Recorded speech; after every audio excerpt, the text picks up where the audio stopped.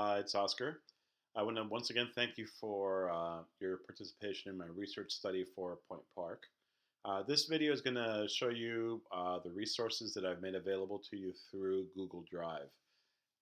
It may seem like I'm speaking at a very fast pace, and that is because this video can only be of a certain length in order for YouTube to accept it. So please bear with me. I remind you that at any point you are welcome to contact me via email or by phone if you need additional help that is not addressed in this video. So first and foremost, we are going to go to our Drive account. So you can go to drive.google.com. You should all have Drive accounts through the district. If you use it, it's very possible that it'll just go directly to it. I have multiple Google accounts and therefore or Gmail accounts, and therefore I have a choice here, but I'm going to basically go to my account.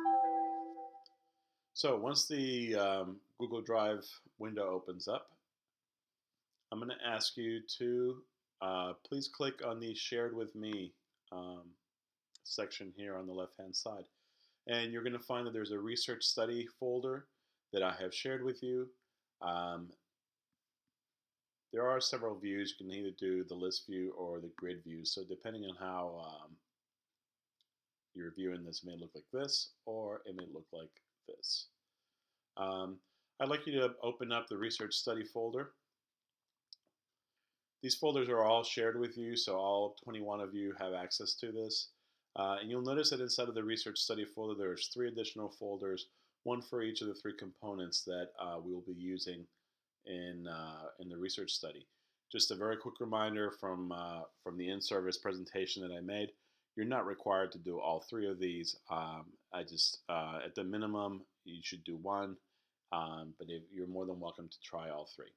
So inside of comprehensible input, if you open that up, you will find 2 files. One is a checklist. It's a Word document. It's the comprehensible input checklist. The second is the target language tracking sheet, also a Word document. To access these files, what you want to do is select it by clicking once, going to the preview button over here, it's the eyeball, and the checklist will appear. And what you want to do then is go up here to the download icon and just click download. That will actually move that document from the drive, from the Google Drive, to your computer. The checklist is basically intended so that anybody can use it. You really don't have to necessarily have another foreign language teacher observe you, who's observing you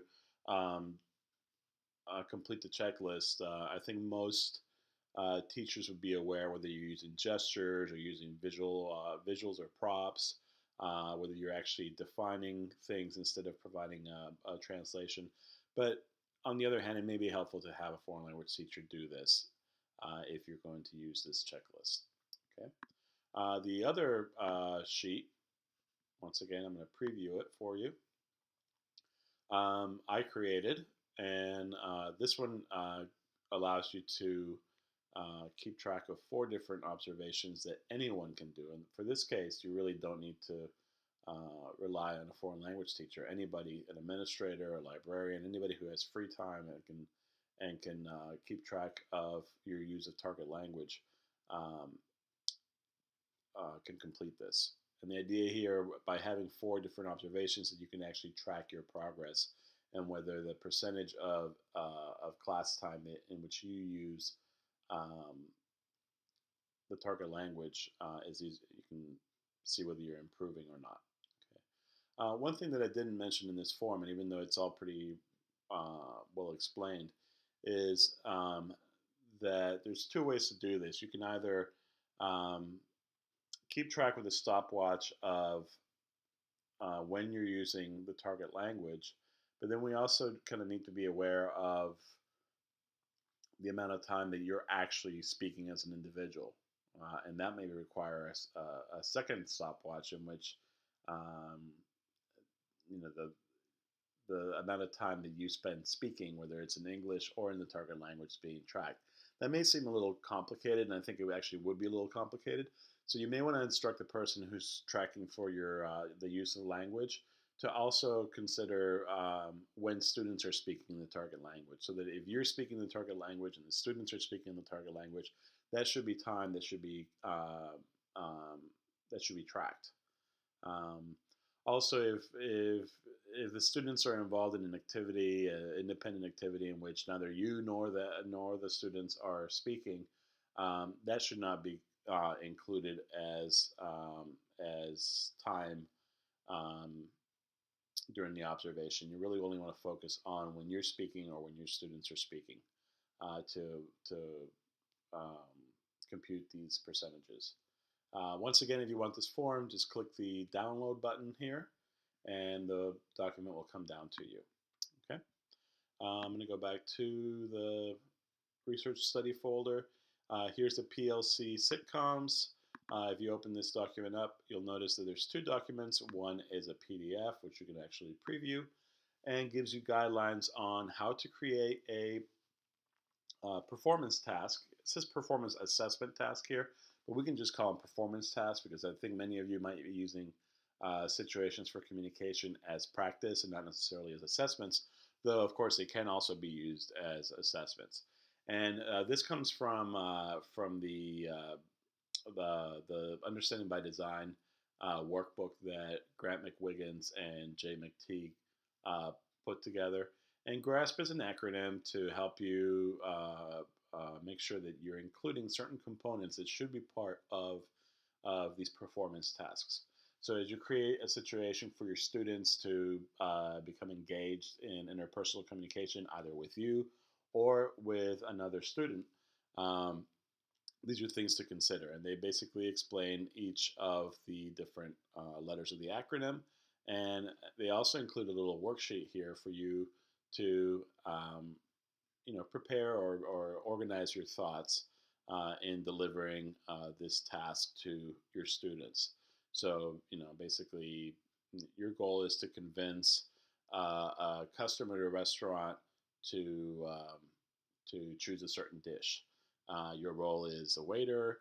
Your audience or your clients are the restaurant goers, and so on. Okay. And then once you have organized your thoughts, then you can actually prepare a paragraph as a prompt for the situation for communication that is in teacher friendly language.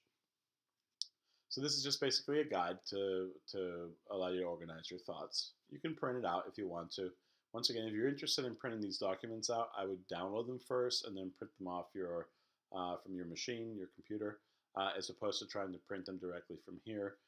Sometimes the formatting gets a little crazy when you try to print directly from that icon. Once you have prepared a situation, you want to share it with the group. So the whole idea of this task or this portion of my research project was actually creating an online PLC, a professional learning community. And what you would do here is open this document up. It's a Google Doc. I'm sure most of you are familiar with it. And right here in this document, you would actually type in the situation you created.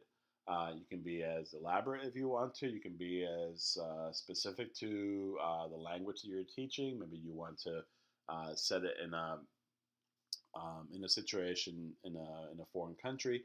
But the whole idea is not just to make them make these performance assessments or performance activities realistic, but and authentic, but also that they're accessible to the students. So if you move the situation to Paris, well, what are the chances that your students might get to Paris? Maybe they will, maybe they won't. But you may want to actually have it here in Pittsburgh and have it occur in French because there's somebody visiting from France.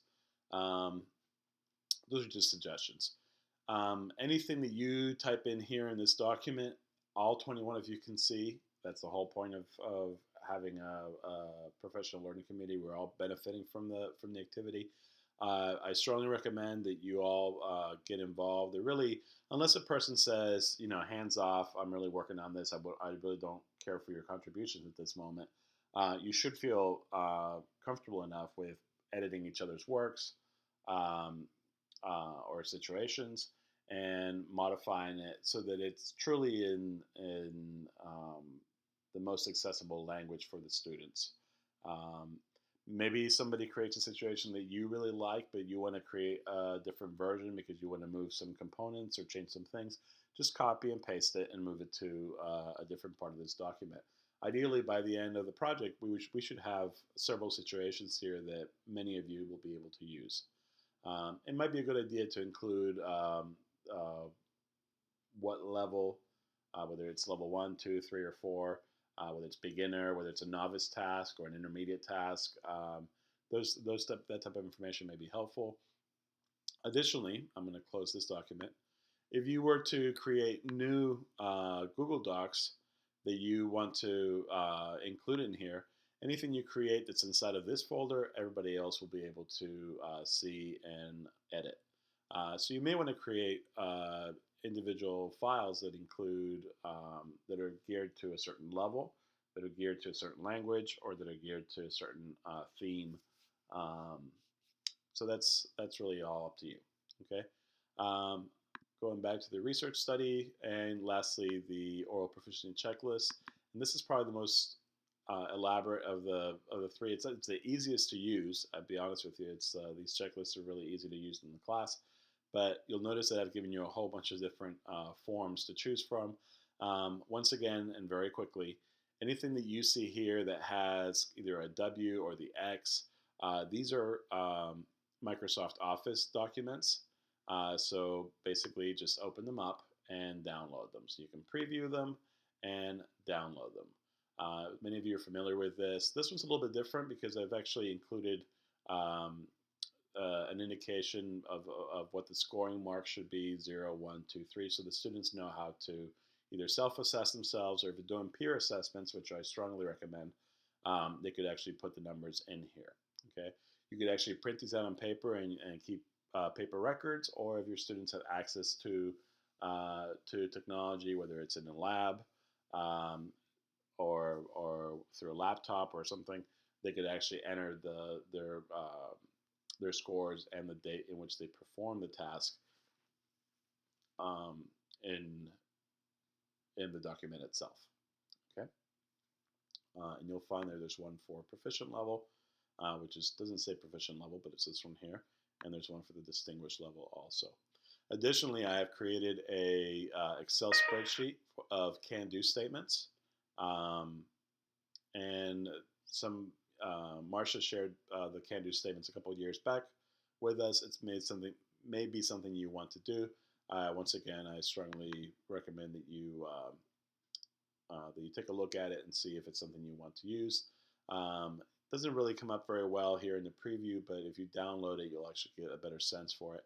And you'll notice that I've included all the levels going from novice all the way to advanced, which we probably will not be using since we don't have a way of testing this. But if you have higher level students who maybe AP students who might be able to actually reach some of these statements, and it'd just be nice to have a record of this.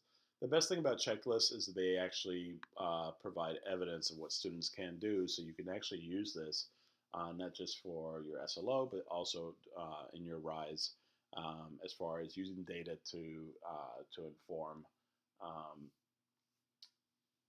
instruction. Okay. Lastly, I want to close with the actual Google documents that I've provided for you. You'll notice there are proficiency checklists, once again, one at proficient level and one at distinguished level. In this case, if you look at the icons here, these are actual Google icons. So these documents, when you open them up, these look very much like the checklist that I just shared with you in the Word format. The difference here is that this is actually a spreadsheet, and your students could actually enter all their information in here. Okay. The other option, which are the little purple boxes here, are the can-do statements, and these are actually forms. So when students gain access to them, so this is the teacher view, this is the actual form that I created, but when the students see these forms, they actually see this instead. And they would enter their name, and then based on whatever level they are or whatever task they choose to do, maybe they're now at the intermediate mid, and they're going to introduce themselves and provide basic information. They could do this with you. They can do this with a peer. If you're going to use self-assessments, they could self-assess if you wanted to. So they perform the task, and somebody would rate them, or they rate themselves. Ideally, you want to have either a peer rater or the teacher rate this. And there's a 0, a 1, a 2, and a 3. At the very top, you'll notice here that 0 is did not respond or could not be understood. 1 is partially completed the task, 2 is completed the task, and 3 is exceeded the requirements of the task. So obviously they can't do all of these. It would take a very long time, but they can actually pick and choose a number of them, depending on what level they're in. These run from novice low to novice high. So here at the novice high level, you see I can buy a ticket, I can make a purchase, I can accept or reject an invitation. They would be rated, and at the very end, all they do is press the submit button. Okay, once they press the submit button, the that information is passed on to a spreadsheet. Okay, now you'll notice here I said do not use because you're actually not going to use these documents. But once you actually create your own copy of these forms, the response document, which is a Google spreadsheet, will actually it will open up on its own. Okay, so if we actually look at the spreadsheet, what you'll notice is that you would have the date and time the student submitted their information. The student name will be there. If they've completed the form correctly, it'll be last name, first name. Then you'll actually see all the individual I can statements. And below there, you will see a score, either a 0, a 1, or 2, or a 3. Because this is a spreadsheet, you can manipulate the data very easily, which means I could actually go over here under student name, click on this little arrow, and go to sort, and the student names will be sorted. So all the different instances in which, let's say, Sally Smith uh, completed the ICANN form would show up together, and you could actually get a sense of what Sally can do based on the scores and the ICANN statements at the top here. So it's a very powerful tool. It's an excellent evidence for administrators to see what your students are doing in your class and how you're using this data to inform instruction. Once again, great for SLOs and great for RISE evidence. Okay. Now, I want to close very quickly because I think I'm running out of time here. And just to mention that these documents here that you see that have the little square, whether it's the green square or the purple square, okay? Because they are Google documents, any changes you make to these documents are actually occurring in my copy of this because I've shared the copy with you. So it's really important that if you decide to use either the checklists that are in the Google format or the can-do statements that are in the Google form format, that if you're going to use these, that you select it, open it. You may even be able to preview, I think. Yep, you can preview it. And let me see if I can, nope, that's not allowed. Oh, let me go back here. So you're going to open it.